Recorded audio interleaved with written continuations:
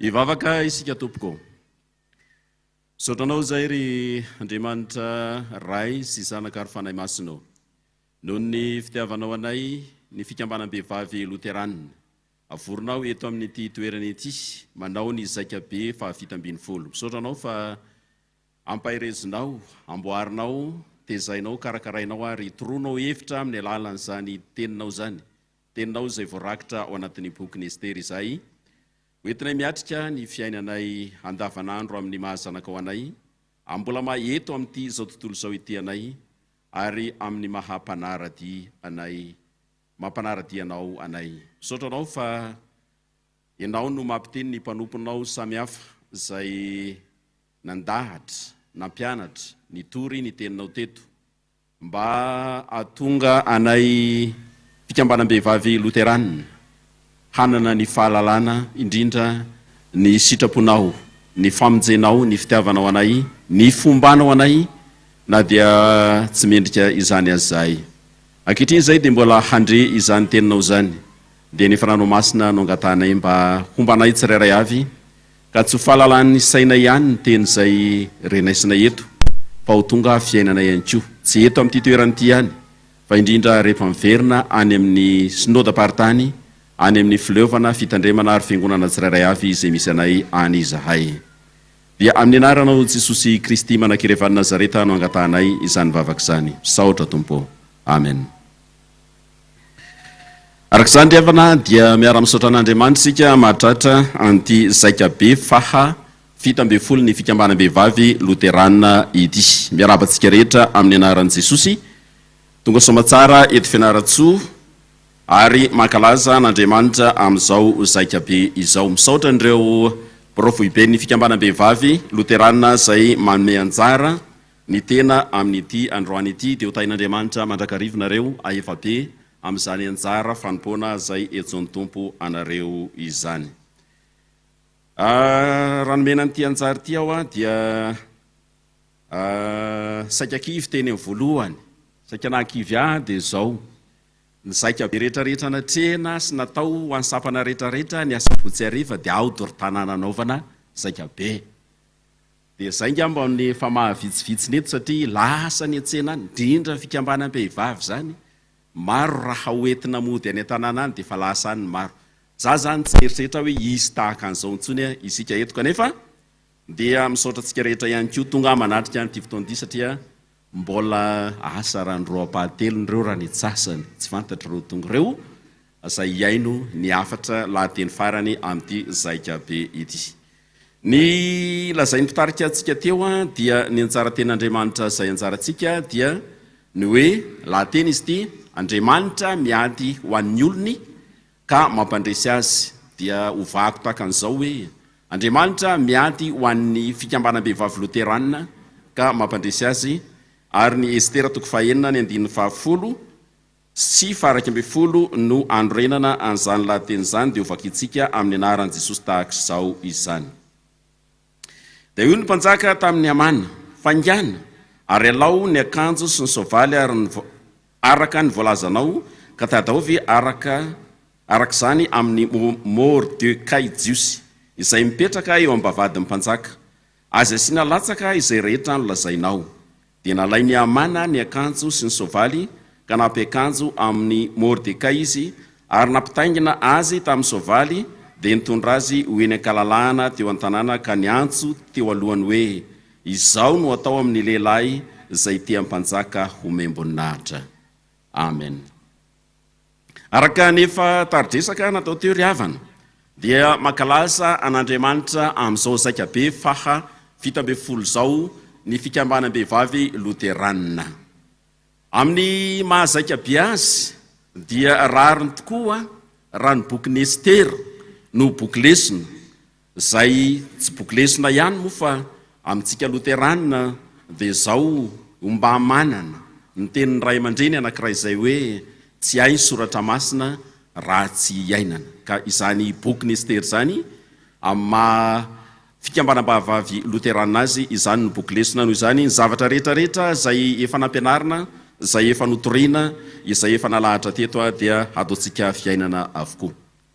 Ester lay vehivavy jiosy tovavy jiosy raha izay ny azo ilazana azy tovavy araky ny lazany ny mpampianatra sy mipandahatra azy teo aloha sady tsara tare no tsara bika na hery fo nanam-pahendrena aty zany mampiavaka nyty tovavy ty fa amin'izao fotaon'izao raha misy ny atao hoe tovavy tsara bika tsara tare dia ny mandavy ny hafa no ataony na amin'ny fiaingo na amin'ny fihetsika na amin'izay ataony rehetra fa tsy mba mitovy amin'ity estera ity izay nanana ny fahendrena araka an'Andriamanitra noho izany dia nataon'Andriamanitra fitaovana nanafahana ny firenena tamin'izany maha izy azy rehetra zany tamin'ny fanafahana ny fireneny teo ambanin'ny fambabony ny persiana tamin'izay fotaon'izay araka lazaina teo dia ny hoe ny maha izy azy rehetra nyrentsika ihany ny hoe ny fahendreny amin'ny mahampanompon'Andriamanitra azy amin'ny mahavahoakan'Andriamanitra azy ny nampiasainy kanefa rehefa tena diniantsika ny tantara dia ny maha izy azy rehetra satria izany fahatsaram-bika fahatsara tare izany azy dia nampiasainy tamin'izany fanafahana ny vahoakan'izany raha tena mandinika an'io tenin'Andriamanitra io isika ity zaika be ty dia mitondra ny faneva hoe fataoko ahoana no fijery ny loza hanjon'ny fireneko arak'izay tatsika azy ao amin'ny toko fahavalany fahenina tapany voalohany ary ao anatin'ny fahakalazana ny zany zaika be zany dia hoy aho hoe lohahevitra farany alahatra ny tiandrandroany ity izay anjarantsika izao dia ny hoe Andriamanitra miady ho an'ny olony ka mampandresy azy araky ny nahitantsika azy teo na makitsy azy teo dia ny estera toko fahenina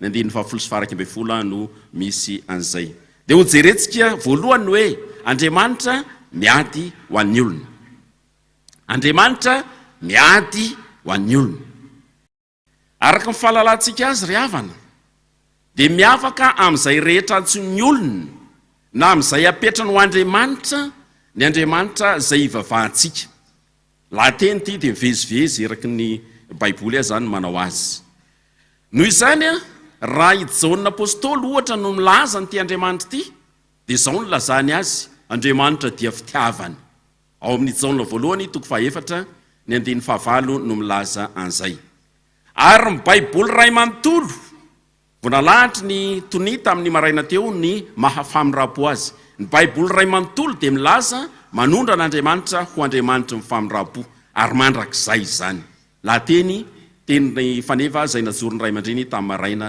teo zany arak'izany ry havana dia somary manahirana ihany ny mandreny hoe Andriamanitra miady mifanohitra amin'izany maha izy azy an'Andriamanitra fitiavana sy amin'izany maha izy azy an'Andriamanitra ny famindrapo zany hoe Andriamanitra miady mifanohitra amin'ny maha izy azy an'Andriamanitra izany raha eo amin'ny olombelona mako ry havana raha eo amintsika olombelona ny olona roa na ny antokon'olona izay tsy mifankatintsony izay mpifahavalo tanteraka no mifandona sy mifandramatra ao anatin'ny ady kanefa Andriamanitra lazaina fa Andriamanitra fitiavana Andriamanitra ny famindrapo ka move Andriamanitra mifankalana Andriamanitra ny tsy fitiavana izy raha lazaina fa Andriamanitra miady tao mifanohitra izany ny mampiavaka n'ity Andriamanitra izay ivavahantsika ity dia izao Andriamanitra fitiavana izy ary jereo tsara fa rehefa mampianatra momba fitiavana izy ny toetrany sy maha izy azy rahatelo zany dia izao nataony tsy namanao ihanina sy ny tiavina fa iza koa na sy ny tiavina ny fahavalo azy noho izany tsy manana zay fahavalo na ankalaina ampiarana ady aminy izy fa Andriamanitra fitiavana tia hatramin'ny fahavalo ara izy zao anefa ry havana tao amin'ny testamenta talofo vanim-potoana zay nanjakan'ny ady teo amin'ny firenena samy hafa zany no ny fanitarana ny fanjakana sy ny firenena moa no antony dia tamin'izay fotoan'izay tsy ny firenena na ny miaramilany ihany no miady no heverina miady fa izay tena no heverina miady aza dia ny Andriamanitra izay ny vavahany izy rotonta manoloana ny tikianja betsika tika androany any ambanivohitra any aminay any rehefa manao baolina ry zalahy dia tsy mandeha ho azy makany amin'le toerana fanaovam-baolina izy fa miaraka amin'ny ody alainy avy any mitady arabe dia raha mandresy izy tsy tena fahaizany no nandresena eno ny fa mifandresena fa ny fahaizan'ny dadarabeany amin'ny alalan'ny odiny fa mitovitovy amin'izany ny tamin'ny vanim-potoana izay resantsika tany amin'ny testamenta taloha eto lay Andriamanitra roa no miady tsy le miaramila ihany zany miady fa miaraka amin'ny Andriamanitra izay ivavahany koa izy tamin'izay fotoan'izay ka reo Andriamanitra ireo miady noho izany ho an'izay resy dia tsy izy ihany ny resy fa ny Andriamanitra izay mivavahany koa no resy ho an'izay mandresy tsy izy ihany no mandresy fa ny Andriamanitra izay mivavahany koa no heveriny fa mandresy tamin'izay fotoan'izay zanak'Israely manokana rehefa nobaboin'ny Egyptianina izy na nobaboin'ny Babilonianina izy dia mipiteny ny tempoly dia tamin'izay fotoan'izay no heverin'ireo mpambaba azy tamin'izay fotoan'izay fa tsy ny Israely ihany ny babo tsy izy ihany no resy fa Andriamanitra izay mivavahany mihitsy no resy ary zay namitehany ny tempoly tao Jerosalema tamin'izay fotoan'izay anehoana ny faharisen'ilay Andriamanitra izay nivavahany Israely tamin'izay fotoan'izay fiheverany moa zany fa ny fiheveran'Andriamanitra lavitra tanteraka an'izany tao anatin'ny zany fomba fiheverana zany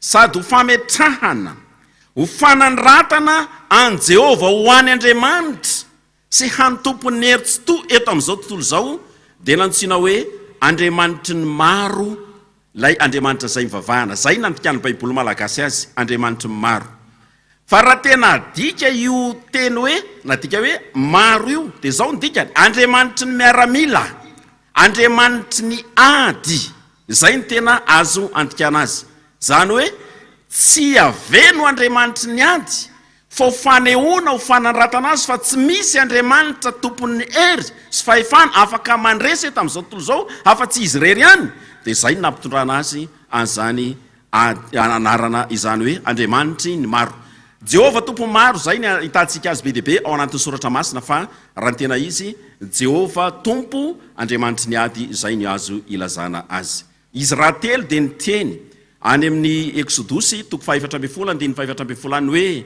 rehefa ndresaka tamin'ny zanak'Israely izy tamin'izay fotoan'izay Jehova iady ho anareo fa ianareo kosa hangina rasendra ny raviravin-tanana manoloana ny fahavaliny tany anefitra ny zanak'Israely tamin'izay fotoan'izay amin'ny mahahany Andriamanitra tsy toa tompony hery rehetra azy ry havana dia izao raha io Andriamanitra io no manangana ny tanany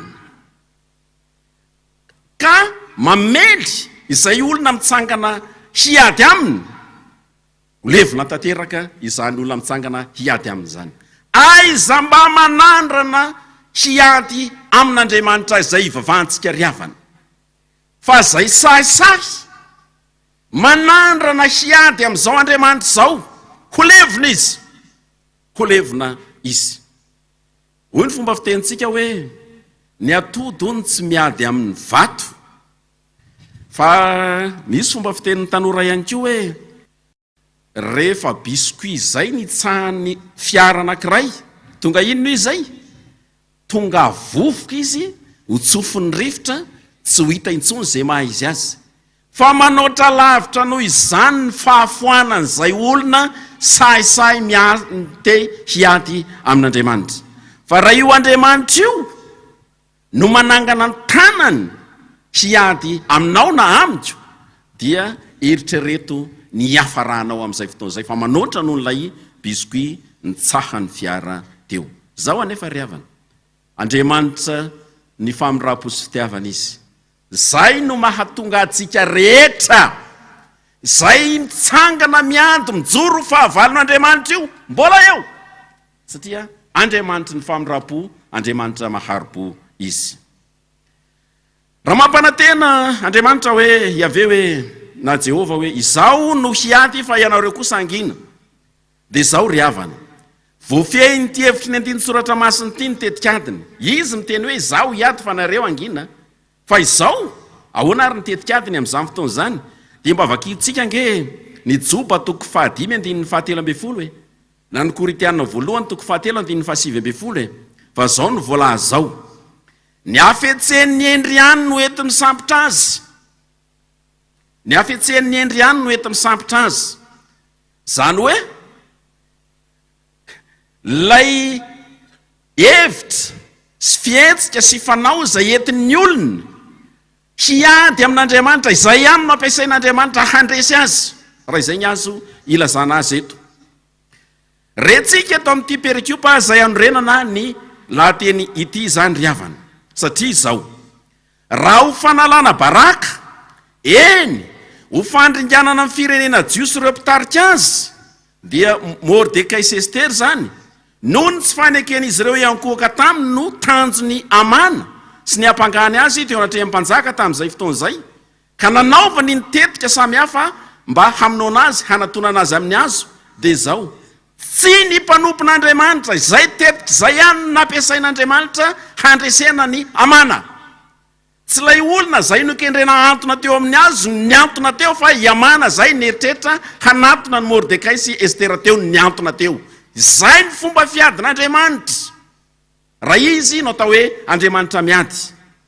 Fandenge ho jerentsika fa tao amin'ny Jesosy Kristy ihany ka zay nisy, izay nisy. Satria izao raha ho fiomezana noho ny fiondrena teo ambany vahony fahafatesana mba hampitombo fahafinaretan'ny Satana no nokendren'ny Satana tamin'izay fotoan'izay sy mifirongony tao amin'ny fijaliana sy ny fahafatesan'i Jesosy, dia tsy arak'izany kosa ny nampiasain'Andriamanitra azy.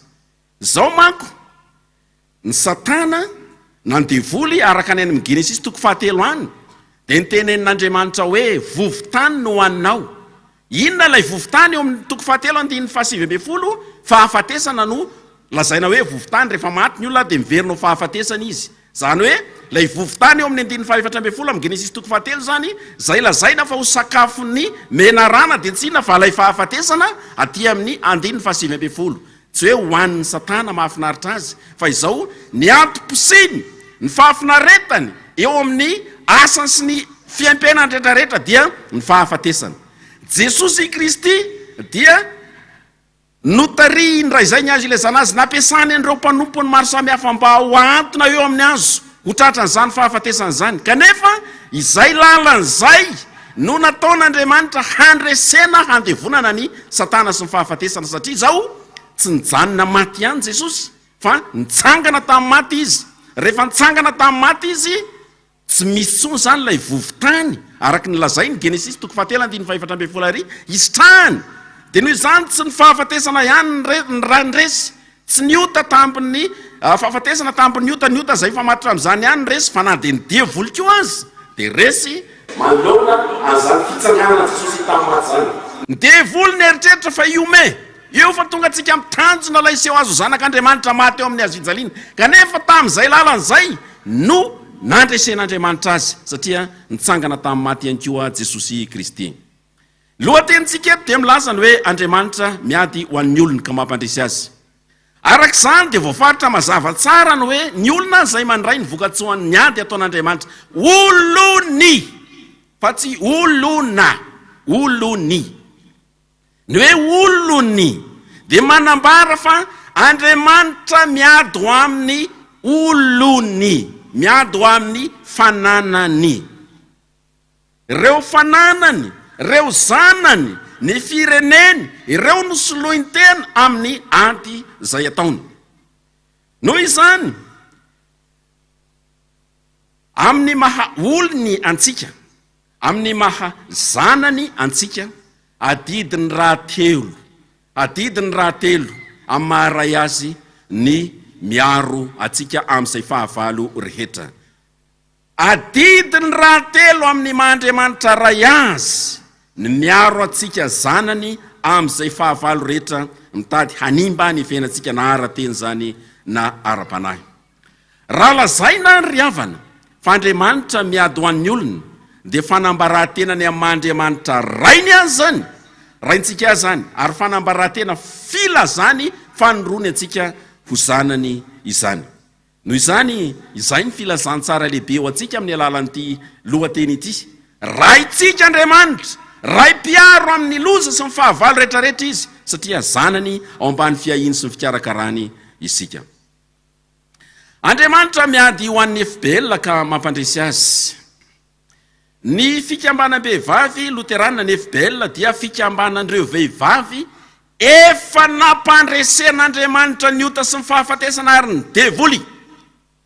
Fa raha misy eto tonga vory eto ka tsy mbola nampandresen'Andriamanitra ny ota sy ny fahafatesana ary ny devoly izy, dia amin'ny androany ity izy no atsoin'Andriamanitra ho FBL.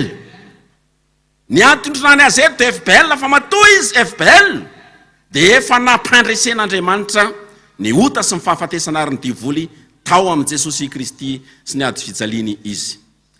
Na dia izany ary ry havana dia zao araka ny henontsika ambaran'i Jesosy eo amin'ny Jaona 7:10 dia zao: fikambanana kristianina mbola apetrany eto amin'izao tontolo zao hiady amin'ny fahavalony tahaka ny kristianina rehetrarehetra ny FBL. Nambara teo ambony fa Estera sy izay nataony rehetra, Estera sy momba azy rehetra sy izay nataony rehetra no raisin'ny fikambanam-behivavy ao anatin'izany, andraisan'ny fikambanam-behivavy ny lohateny hoe ataoko ahoana ny fijery ny loza hanjo fireneko ho modely. Estera no ataony ho modely amin'izany. Efa nambara teto matetika ny hoe Estera tsy mijery fotsiny ny loza manjo ny fireneny hevitra zany, ary zany eripo, izany fahendrena, izany maha izy azy rehetrarehetra zany nampiasain'Andriamanitra, nomban'Andriamanitra, ary dia nandresy tokoa izy teo amin'ny zavatra izay nataony. Nandresy ny fahavalony izay nampitondra loza amin'ny fireneny no hiave noho i Jehova izay niady taminy, niady ho azy izy tamin'izay fotoan'izay.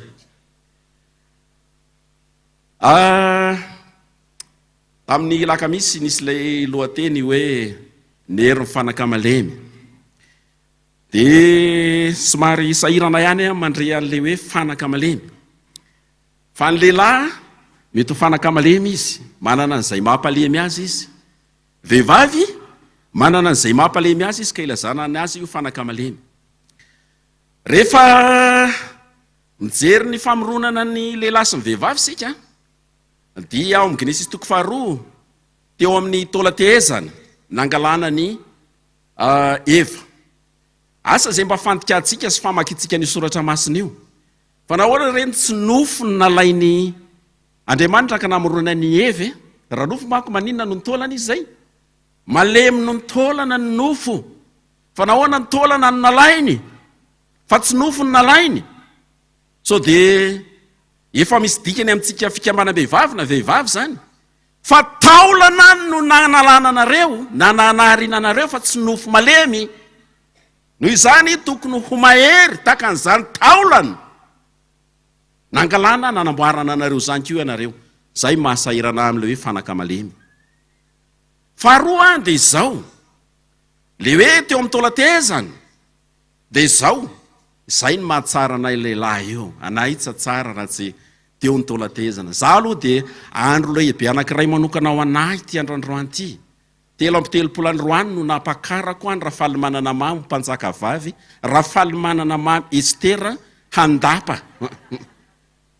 7:30 taona androany, tao anatin'izay 7:30 taona izay avy hitan'Andriamanitra tsara, satria teo anilako lay Rafaly manana mamy Estera. Estera. Dia ratsy teo izy, dia ratsy aho, ratsy ny lehilahy. Fa hoy Andriamanitra hoe tsy tsara ny lehilahy, ratsy eo Eva. Noho izany dia izany mahaty tsara ny lehilahy zany eo anivony. Ty rehefa mitory teny amin'ny mariazy aho dia ny hoe nahoana reny tsy tany amin'ny lohany no nangalana ny Eva, satria ny vehivavy tsy natao lolo avy na loha. Ty ilay lazaintsika hoe akohovavy maneno. Tsy natao akohovavy maneno ny vehivavy, fa tsy tany amin'ny tongony koa no nangalana azy. Taolana, samy misy taolana daholo na ny lohany na ny tongony, satria ny vehivavy ihany koa dia tsy natao hitsakitsahana, tsy natao fanitsakitsaka ny vehivavy. Fa eo anivo, zany hoe na ny hevitra na ny asa izay ataony lehilahy rehetrarehetra dia tsy tsara raha tsy eo ny vehivavy. Komity ny fanaovana ny zavatra rehetra, fanatanterahana ny zavatra rehetra ao an-tokantrano, eo amin'ny fiarahamonina, eo amin'ny na ao fiangonana azy. Ny somary mahagaga kely anie dia zao empolisan-jaton'ny mambra ao anatin'ny fiangonanao vehivavy, fa ny komity raha pahatelo ndyamba be debe ny vehivavy oatra mampime any io oatra mampime any io kanefa dia zao naren'Andriamanitra ny olombelona tsy tapaky ny lehilahy irery ny hevitra hoentina mampandeha ny fehim-piainany eto amin'ity zao tontolo zao ty na eo amin'ny firenena zany na ao amin'ny fiangonana fa eo anivony ny evy be hivavy raha moa ty raha vo hoe evy be hivavy zay afa fandraisany sasany azy eo anivo mandrakarivo zay mila komity ny lehilahy sy ny vehivavy ny fampandehanana ny fiaim-piainany na ao atokantranony na ao amin'ny fiangonana na eo amin'ny fiarahamonina na eo amin'ny firenena dia tsy fanakamalemy ny vehivavy amin'izay fotoana zay rehefa namaky ny Genesisy toko fahatelo io aho voangana teo any nijery azy dia zao ny lehilahy malemy eo amin'ny vavany fa matanjaka eo amin'ny sandriny ny vehivavy mety malemy izy eo amin'ny sandriny fa matanjaka izy eo amin'ny vavany eo amin'ny resaka zay ataony mba isao nge vereno nge ny Genesisy toko fahatelo dia mba isao ao hoe firy ny tenin'ny vehivavy ao dia firy ny tenin'ny lehilahy ao fa vehivavy ny resaka tamin'ilay menarana izy resaky zao zay mahavehivavy my vehivavy be resaka ary ty indraindray manahirana ty talenta tako hoe talenta ve zany sa inana fa ndraindray asiana sira mihitsy aza ny sasany rehefa mandeha izy fa misy tantara kely anankiray misy vehivavy anankiray nidirany fikambanam-behivavy ozy nareny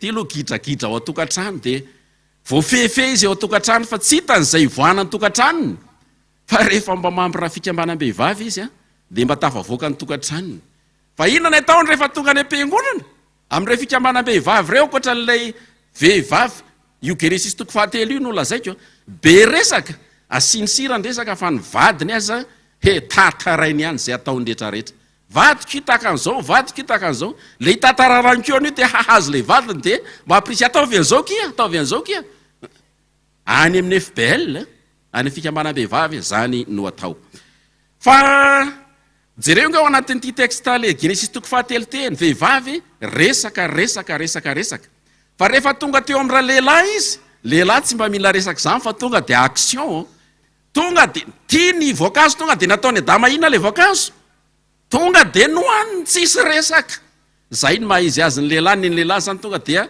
miasa avy hatrany fa ny vehivavy ny azy resaka aloha mibetsaka fa izao azo atao hoe tsy fahalemeny vehivavy zay fa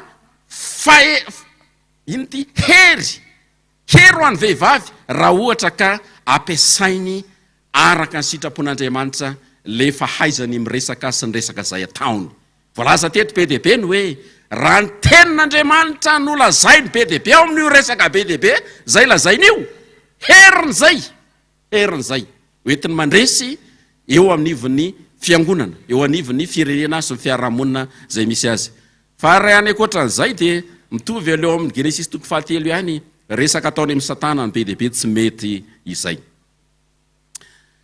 zao ry havana ataoko ahoana fijery ny lozanjo fireneko raha izay no teny faneva misy ady ane zany atrenao ary zay ady zay dia Jehova miaraka aminy no miady mampandresy azy amin'izay fotoana zay fa inona ny ady zay atrehin'ny fikambanam-behivavy eto amin'ity firenentsika ity tsy teny faneva ihany ty fa teny natao iainana mihitsy ihany koa dia zao ry havana efa betsaka ny lazaina teto fa mba lazaiko amin'izay fomba filazako azy ty anankiray ty firenena mbola anjakan'ny fivavahana kristianina Madagasikara voalaza ny mpanao kajy fa 570 ka hatramin'ny 50 isanjato ny mponina eto Madagasikara dia kristianina avokoa amin'ireo 570 amin'ireo 50 isanjato reo ny 10 isanjato amin'ireo vehivavy raha izay fikambanan-dehilahy zao manao zay ka mariny zay raha mahafeno andry anankiray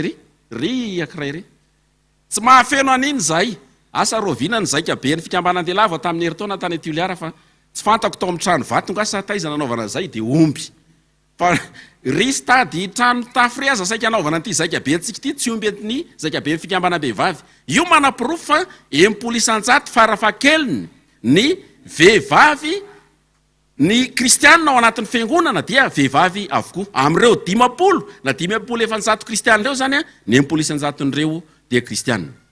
Raha am'izay isan-jato zay a dia azo lazaina fa efa mpandresy ny vehivavy tena miondrika eo anatrehanareo am'izay izy zay fa resinareo fikambanan-dehilahy na ny adidy eo anatin'ny fiangonana na zany hoe zalahy miady ho isan'ny komity fa mpanao adidy eo ny vehivavy ihany io zany resy eo anatrehan'izay ny vehivavy na telazaina ho fanaka malemy azy.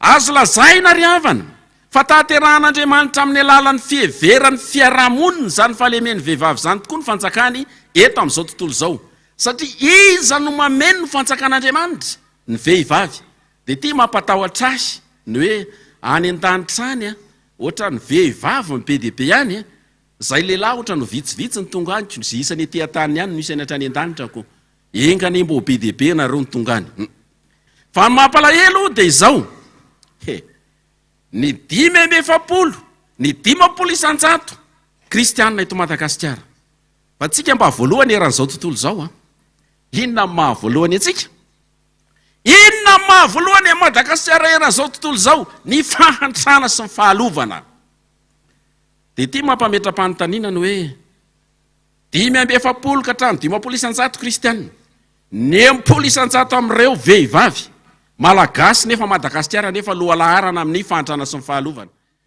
Za tsy tehiteny hoe iza zany ny tompona raikitra amin'le fahantrana sy fahalovana.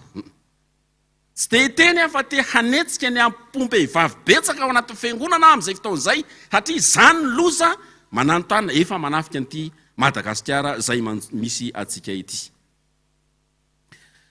Loza manjo firenena fototry ny faharatsiana rehetra zany. Misy le tao hoe azo fijaliana fotsy zay sarotra io ary tsy misy fiangonana manatanteraka an'io raha ny tena izy.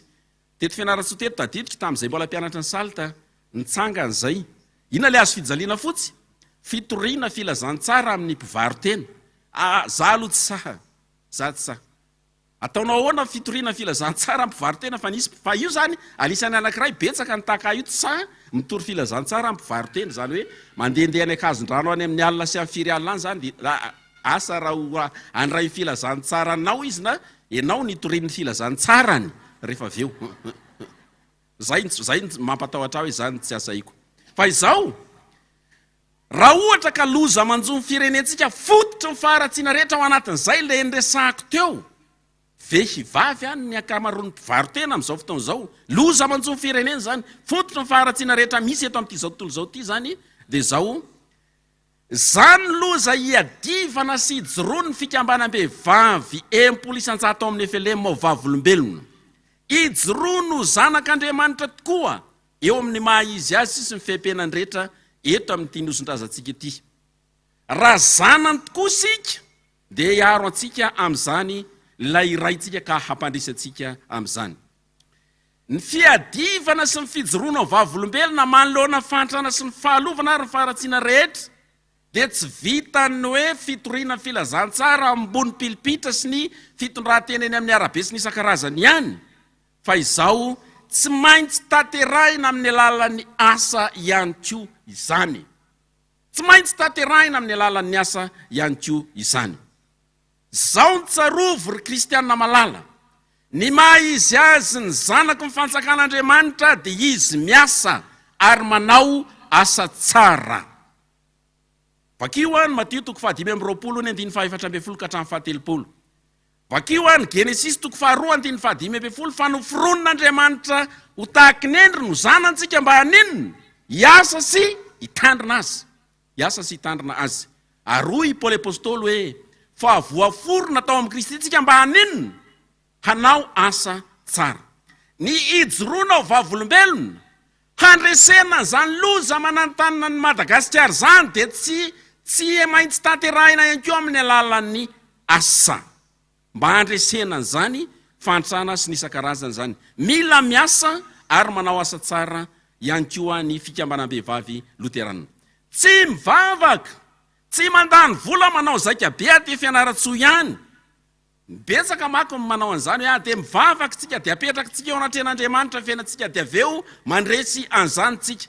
Tsy atompoko fa ny maha izy azy ny zanak'Andriamanitra ny namonjen'Andriamanitra ny namoronan'Andriamanitra antsika indray dia tsy ny hivavaka ihany tsara zay fa izao ny hanao asa ihany koa ary asa tsara izany.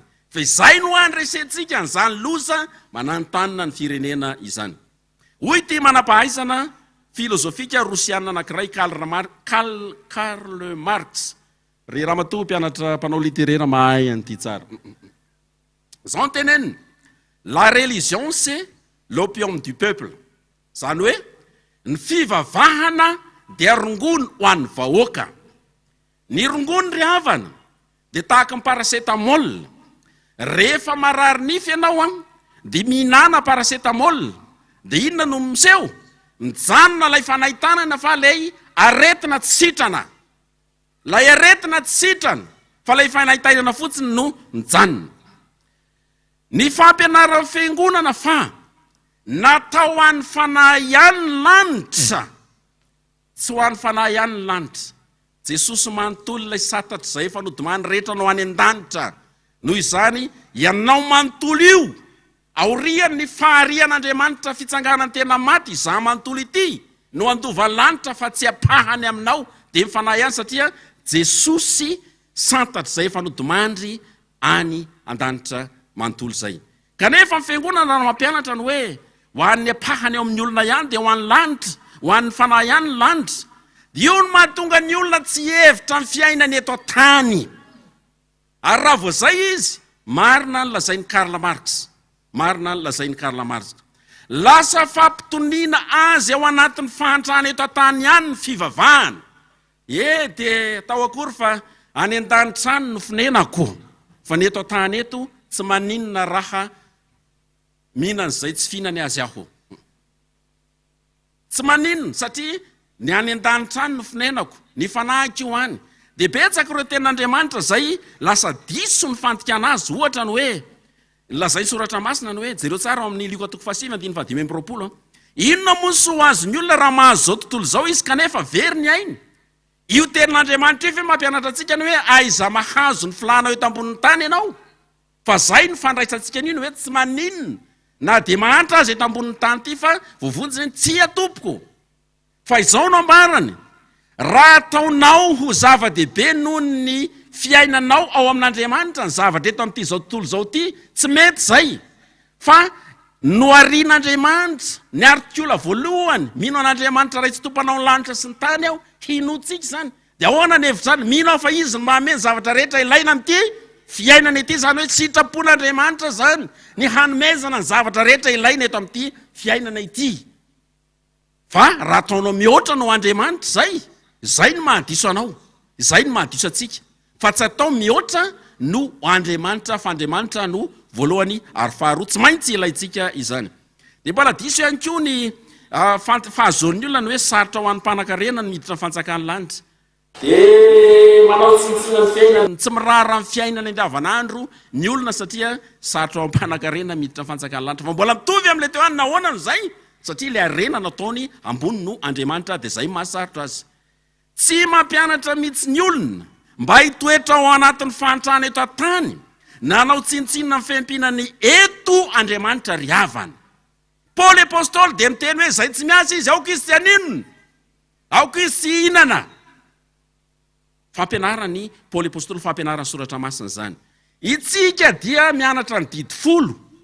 Ao anatin'ny didy folo hoe aza mamon'olona. Kanefa betsaka ireo mamono tena, tsy manome, tsy mitanty.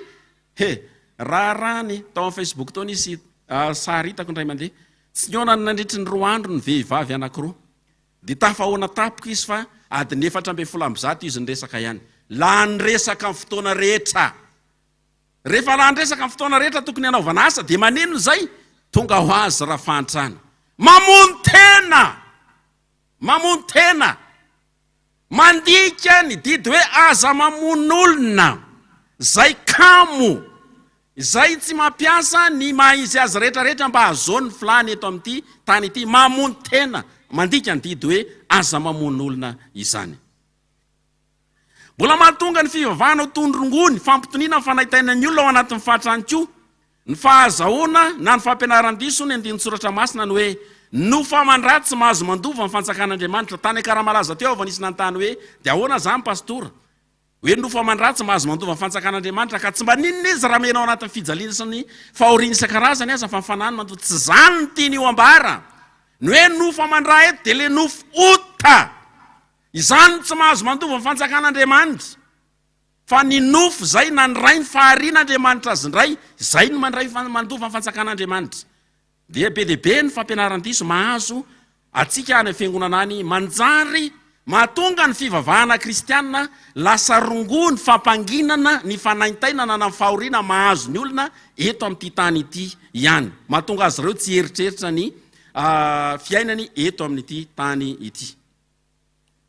Dia zao ry havana, raha mbola mitoetra amin'ireo fampianaran-diso ireo ny fiangonana dia zaho dia samy laza fa ny fiangonana dia sakana ho amin'ny fampandrosoana ny fiaimpianan'ny olona eto tany ity raha mbola mitoetra amin'ireo ihany izy. Sakana ny fiangonana lasa sakana ho amin'ny fampandrosoana ny fiaimpianan'ny olona eto tany ny fiangonana sy ny fampianarana raha ohatra ka izany no tazominy. Noho izany ry havana dia tokony hieritreritra ny fiangonana. Estera tsy ny fony ihany no nirehitra, tsy ny fahendreny ihany tsy mipetraka tao am-pony daholo zany rehetrarehetra zany fa nasehony tamin'ny asa zany handresena ny loza nanjo ny fireneny, ny fahantrana ny loza manjo ny firenena malagasy zany. Inona no asa ataon'ny fikambanam-behivavy loterana manoloana zany handresena zany fa tsy vitany hoe mivavaka fotsiny, tsy vitany hoe mivavaka fotsiny. Tsara no mivavaka, voalohany no mivavaka fa tsy ampy handresena ny loza manantanina eto amin'izao tontolo zao izany. Jesosy ry havana dia zao, tsy nitory-teny teo an-tendrombohitra ihany izy fa nanao asa ihany koa izy, ary zay no asiny ataontsika ihany koa. Ny olona zay narary tamin'izany fotoana zany dia sady nailika ny fiarahamonina, ohatra ilay vehivavy nanjoko dia sady nailika ny fiarahamonina izy, tsy afaka niatrika ny fiaim-piainany andavanandro, tsy afaka nanao ny asany. Fa nosotranin' Jesosy izy tsy ny fanahany ihany no sitrana fa ny tenany manontolo no sitrana, ary tsy ny tenany manontolo ihany no sitrana fa ny toe-kareny koa sitrana, satria afaka miverina tany fiarahamonina sy tamin'ny asany andavanandro izy mba ho fetrehany zany asany andavanandro. Zany ny famonjen'i Jesosy zany dia mahatratra amin'ny famonjenany lafiny ara-toe-karena ihany koa, kanefa tsy miandro mana fotsiny avy any an-danitra fa naveriny tany amin'ny fiarahamonina io, nanao ny asa fanao ny andavanandro ahafahany miasa miatrika ny fiaim-piainany andavanandro. Tena asa ny fiangonana tokoa ary ny fiahiana sy ny fampandrosoana ny fiainan'ny olona andavanandro. Io ilay ataontsika hoe asa diakonaly. Tsy vita ny fitoriteny sy ny fampianarana momba ny fandovany fanahy lanitra ihany, zava-dehibe zany fa tsy vitan'izany. Tsy tokony ho sakana ho amin'ny fampandrosoana ny firenena arak'izany ny fiangonana sy ny fivavahana kristianina, ary indrindra ny fampianarana, fa tokony ho tena loharano fototra engan'izany fampandrosoana araka ny mahazanak'Andriamanitra azy tompony zavatra rehetra zany, ny zavatra zay ataony rehetra. Raha tsy zany dia zao marina ihany Karl Marx ny hoe rongono ho an'ny vahoaka ihany ny fivavahana kristianina. Ataoko ahoana no fijery ny loza antsoa ny fireneko, teny faneva ny fikambanam-behivavy manao zaika be eto Fianarantsoa izany. Zao ny tsarovy faneva hanadina an'Andriamanitra anareo ihany koa io, raha tsy tonga fiainanareo, raha tsy tonga fiainanareo any amin'ny synodam-paritany fileovana fitandremana zay misy anareo any. Tsarovy zay tadidio zay fa tsy maintsy hiatriky ny fitsaran'Andriamanitra isika. Ary raha ho tsarain'Andriamanitra isika dia tamin'ny fahazao daty ka hatramin'ny sao daty nanao zaika be tao Fianarantsoa ianareo rehetrareto. Zaika be fa fita ambin'ny folo fanevanareo tamin'izay fotoan'izay dia ny hoe ataoko ahoana ny fijery ny loza antsoa ny fireneko, loza manjo ny firenena malagasy, ny fahantrana sy ny fahalovana. Inona nataonareo? Firy alina nanao zaika be teto amin'ny ity toerana ity. Any amin'ny toerana misy antsika tsirairay avy any, ny fantatra ohatra ny hoe eto amin'ny vavadiny lanitra ivoray varatra mivory isan-kalarobia izy, mianatra soratra masina sy ny isan-karazany. Dia hoe aho hoe tsara ny fianarana soratra masina tahak'izay any amin'ny toerana rehetrarehetra any. Fa ny zavatra tiako mba hanetsehana ny talenta zay nanan'ny vehivavy dia zao, so dia tokony mba misy fianarana asa ao. Betsaka mana-talenta momba fanaovana mofomamy, momba fanjairana, momba ny fanaovana n'io zavatra rehetrarehetra io. Nahoana ny tsy anarany fikambanam-behivavy amin'izany? Nahoana ny tsy ataony any zany? Ty tsy hoe fanaovana tsikeran'ny profo ibe ny fikambanam-behivavy. Any amin'ny fikatelemany Mazenga dia mbola manana ny titeny ity. Za zao raha teto raha ny tena izy efa tsara ilay hoe manao lavanty vokatra avy any amin'ny toerana tsirairay avy. Fa raha ny tena izy zany fahalalako azy, fitreretako azy, tokony nisy tandy teto. Tokony nisy tandy isaky ny synodam-paritany teto. Zay nisy ny zava-bitan'ny fikambanam-behivavy hatrany amin'ny isa-tsinota. Asa misy any? Efa misy any? Misy any. Misaotra tompoko. Eto zany ny tsitako fa teto ny tata tokony. Misy zany. Any amin'ny efikatelema mialatsiny fa mbola ho any amin'ny herinandro dia teny hoe mandravaka ny zanatsika any amin'izay fotoana izay ny hoe hira sy talenta. Fa ina le talenta? Ina le talenta amin'izay fotoana izay? Lay dihy izay avy any amin'ny synodam-paritany tsirairay avy.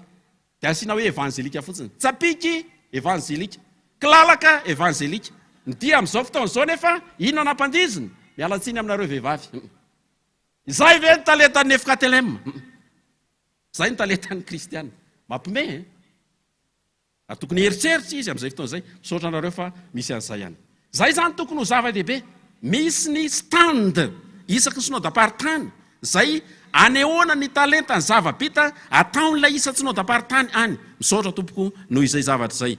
Za saika hiteny mafy hoe tokony izy saika nefa misaotra fa efa misy izay. Misaotra tompoko. Any amin'ny toerana samy hafa misy antsika any synodam-paritany, fleuvana fiangonana. Dia mbola ity koa fahamporisihana ny hoe ny fantrana anankiray ngeza be loza manantany nefa tsy manantana fa efa manafika firenena mihitsy dia zao aoka mba ho fiainana ho zavatra ataony ny fikambanam-behivavy amin'ny fivoriana izay ataony ihany koa ny reny-resaka fampandrosoana sy fantarana talenta, fampianarana momba ny fantarana talenta sy ny isan-karazany ireny. Raha tanterakitsika tokoa zany ry havana, raha tanterakitsika tokoa zany dia tsy teny ihany ny hoe ataoko ahoana ny fijery loza antsony fireneko fa tena asehontsika amin'ny alalan'ny asa tokoa. Manomboka treto zany, manomboka treto na dia lazay ny fiarahamonina na dia apetraka ny fiangonana ho toy ny fanaka malemy aza ny fikambanam-behivavy hiasa amin'ny alalan'ny fikambanam-behivavy any Andriamanitra ka handresy ny loza manantanina nyty fireneny ity dia ny fantrana izany. Ho an'Andriamanitra irereny ny voninahitra, ivavaka isika rehetra. Misaotra anao zay ry Andriamanitra raisy zanaka ary fanahy masinao, noho ny fitiavanao anay, noho ny teninao izay ampianarinao anay an-trany, noho izany fanevy zany izay omenao anay amin'ny mahafikambanam-behivavy manao zakabe tamin'ity toerana ity, anay dia mangataka aminao zay mba tsy ho teny ihany zany fa mifanainao masina no hery hoentinay mihetsika, hoentinay manatanteraka ihany koa amin'ny alalan'ny talenta sy fanomezam-pahasoavana samy hafa izay omenao anay ahafahanay mandresy izany loza manantanina ny firenena izany. Dia tsy ino izany fa ny fahantrana fahalovana izay hanimba mahavoalohany anay eto amin'ity izao tontolo izao ity. Dia momba anay mandrakariva, mino izay fa ataterahana eo aminay izany fombanao anay mandrakariva izany satria izany no mampandresy anay eo amin'ity nosondrazanay ity. Amin'ny anaranao Jesosy Kristy Manankirevany Nazareta no angatahana izany, misaotra Tompo. Amen.